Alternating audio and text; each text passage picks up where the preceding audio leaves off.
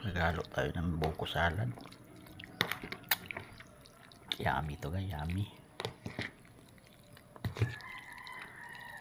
Haluan ng gatas at saka tapos palalamigin sa rep. Ako, sarap.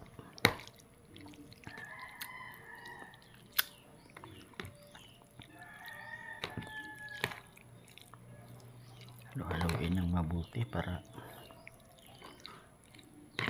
masarap talaga.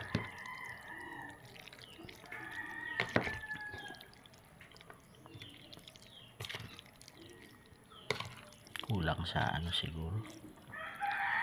Okay lang. Pag maraming sabaw, okay lang siguro to. Konting gatas lang kasi sobrang tamis.